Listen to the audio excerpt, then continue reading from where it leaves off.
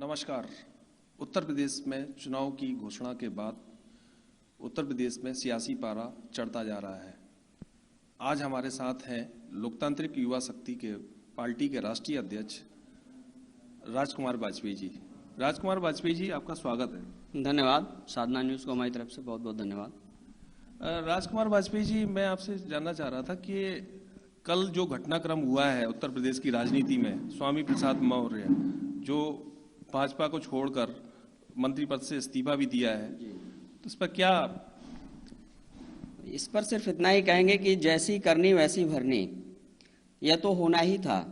जब भारतीय जनता पार्टी अपने यहाँ एक दल बदल कमेटी बना करके उसका चेयरमैन बना करके आदरणीय लक्ष्मीकांत वाजपेयी जी, दयाशंकर सिंह जी को बैठा रखिए कि दूसरे दल के लोगों को तोड़ के लाइए और अपने पार्टी में शामिल कराइए, तो अवसरवादी लोगों को आप ले आएंगे, उनका अवसर सिद्ध होगा, वो दूसरी जगह चले जाएंगे। अब जो गलती भाजपा कर रही थी वही गलती अखिलेश जी कर रहे हैं। ऐसे अवसरवादियों को ले रहे हैं, अपने पार्टी के मूल कार्यकर्ताओं को वंचित रखेंगे, उन पदों से अच्छे अच्छे पद इन अवसरवादियों को दे देंगे। इसके बाद में उनके साथ भी यही होना है जो इनके साथ हुआ। यही मेरा कहना है इस पे। उत्तर प्रदेश में अभी जो चुनाव हो रहे हैं, समाजवादी पार्टी के भी कुछ लोग भाजपा में जा रहे हैं और भाजपा के भी कुछ लोग समाजवादी पार्टी में जा रहे हैं नेता, तो कहीं ना कहीं आपको ये नहीं लगता कि ये अवसरवादी है? बिल्कुल, ये अवसरवाद है और इस अवसरवाद की शुरुआत 2014 में भारतीय जनता पार्टी ने कर ली थी और उन्होंने तमाम दूसरे दलों के विपक्ष के नेताओं को अपने यहाँ ला ला करके शामिल कराया। 5 साल 7 साल उन लोगों ने अच्छे अच्छे पदों पर रहे, उसका उपभोग किया। उसके बाद में अब अवसर आया है, दूसरी दिशा में चले गए। एक्चुअल में है क्या कि लोग लहरों के साथ बहना चाहते हैं। जो वास्तव में कार्यकर्ता है, वास्तव में जो अपनी पार्टी के प्रति निष्ठावान कार्यकर्ता है, वो लहर के साथ नहीं बहता, वो विपरीत परिस्थिति में भी पार्टी के साथ खड़ा रहता है। लेकिन ये लोग अवसरवादी लोग हैं, लोग लहरों के साथ चलने वाले लोग हैं। इनका कोई सामाजिक चिंतन नहीं है, इनको अवसरवाद के द्वारा ही सब कुछ हासिल हुआ है। बसपा में थे, सपा में आए, भाजपा में आए, दोबारा सपा में चले गए, कल को ये फिर भाजपा में जा सकते हैं। इनकी क्या कोई गारंटी थोड़े ना है।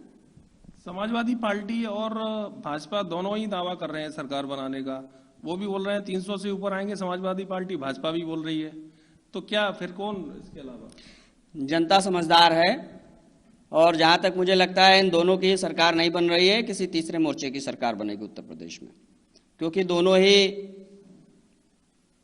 अवसरवादियों को अवसर दे रहे हैं। और अवसर किन चीज़ों का दे रहे हैं जनता अच्छे तरीके से भली बात समझ रही है।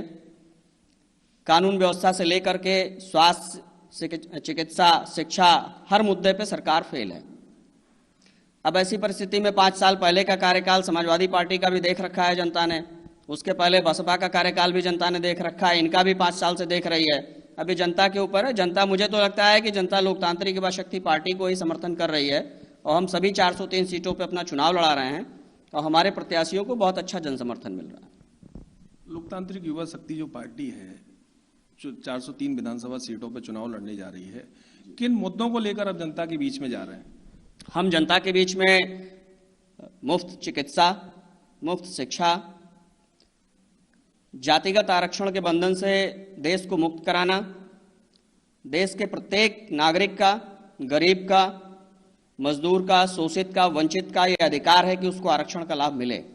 लेकिन वर्तमान में जो आरक्षण प्रणाली है वह सिर्फ धनवान लोगों का ही उसका लाभ दे पा रही है, गरीबों को उसका लाभ नहीं मिलता है। हम लोग चाहते हैं कि आरक्षण का लाभ जातिगत न रह करके आर्थिक आधार पे हो और आर्थिक आधार पे आरक्षण का लाभ जनता को मिले। दूसरा क्या है कि हम लोग चिकित्सा के क्षेत्र में चाहते हैं कि बिल्कुल निःशुल्क चिकित्सा की व्यवस्था जनता को उपलब्ध हो। निःशुल्क चिकित्सा का मतलब 100%, 100% निःशुल्क चिकित्सा। इलाज के नाम पे, दवाइयों के नाम पे, जांच के नाम पे, ऑपरेशन के नाम पे, किसी भी नाम पे किसी भी प्रकार का कोई शोषण न किया जाए, चाहे वो प्राइवेट हॉस्पिटल्स हो और चाहे सरकारी हॉस्पिटल्स हो, दोनों जगह मुफ्त इलाज उनको मिले। दूसरा, शिक्षा के क्षेत्र में भी हम लोग यही चाहते हैं कि शिक्षा के क्षेत्र में एकल शिक्षा प्रणाली हो, पूरे देश में एक शिक्षा व्यवस्था हो, सभी का एक सिलेबस हो और सभी को प्राथमिक से लेकर के उच्च शिक्षा तक, यहाँ तक कि विदेश जाने तक की शिक्षा तक मुफ्त में शिक्षा सरकार उपलब्ध कराए, चाहे वो निजी विद्यालय हो और चाहे सरकारी विद्यालय। ये हमारा मुख्य एजेंडा है, हम इसी पे काम कर रहे हैं। सामाजिक समरसता के लिए हम काम कर रहे हैं, हिंदू मुस्लिम सिख ईसाई भाईचारा के लिए हम काम कर रहे हैं, जातीय व्यवस्था समाप्त हो, हम लोग इसके लिए काम कर रहे हैं। सभी भारतीय हो, सभी भारत के समान नागरिक हैं और सभी को समान अधिकार मिलने चाहिए। एक हमारा एक और सवाल है, चुनाव आयोग डिजिटल चुनाव कराने जा रहा है, वर्चुअल रैली करने का बोल रहा है पार्टियों से। अब भाजपा का आईटी सेल काफी मजबूत है, सपा का भी मजबूत है, आप किस दृष्टि से देखते हैं? बिल्कुल सही सवाल है आपका। और चुनाव आयोग की जो प्रेस कॉन्फ्रेंस थी वो तो एक हिसाब से लग रही थी कि सरकार की प्रेस कॉन्फ्रेंस है। सरकार ने अपनी पूरी तैयारियां कर ली थी, उसके बाद में प्रेस कॉन्फ्रेंस करा दी गई। और जो छोटे छोटे दल हैं जिनकी रीच नहीं है जनता के बीच में, जो काफ़ी सुदूर क्षेत्र में नहीं पहुंच सकते हैं, उनको सबसे बड़ा नुकसान हुआ है। लेकिन जनता बहुत समझदार है, हम लोगों के जो कार्यकर्ता हैं बहुत समझदार हैं, घर घर जा रहे हैं, टोलियां बना के जा रहे हैं, मोबाइल के माध्यम से, फेसबुक के माध्यम से, सोशल मीडिया के माध्यम से, इलेक्ट्रॉनिक मीडिया के माध्यम से, आप लोगों के माध्यम से हम लोग जनता तक पहुंच रहे हैं, अपनी बात बता रहे हैं और जनता उस पर निर्णय जरूर करेगी। हमारा आखिरी सवाल आपसे कि जो आप अदर पार्टी जो समाजवादी पार्टी है, भाजपा है, उनके भी नेता आपसे भी संपर्क में आ रहे होंगे कहीं ना कहीं? नहीं, मेरे संपर्क में कोई नहीं आ रहा है, बिल्कुल स्पष्ट सी बात है। ना मुझे किसी दूसरे दल के नेता से संपर्क करना है, ना हमारे यहाँ किसी दूसरे दल के नेता की मुझे आवश्यकता है। ठीक है, मैं अपने कार्यकर्ताओं को चुनाव लड़ाऊंगा, जो मेरी पार्टी की सदस्यता ग्रहण करेगा, निष्ठावान कार्यकर्ता होगा। हमारा उद्देश्य ही, इस पार्टी के स्थापना का उद्देश्य ही है कि साधारण परिवार के बच्चों को एक राजनीतिक मंच पे ला करके हम खड़ा करें, ला करके बिठाएं। तो हम स्थापित लोगों की हमें कोई जरूरत नहीं है, हम तो कार्यकर्ता को नेता बनाएंगे, हम नई पौध खड़ी करेंगे, हमें इनकी आवश्यकता है। ये थे हमारे साथ राजकुमार वाजपेयी जी, जो कह रहे हैं कि राष्ट्रीय सोच वाले लोग और युवा शक्ति को अपनी पार्टी में नया चेहरा बनाएंगे और लोगों को सामने लाएंगे।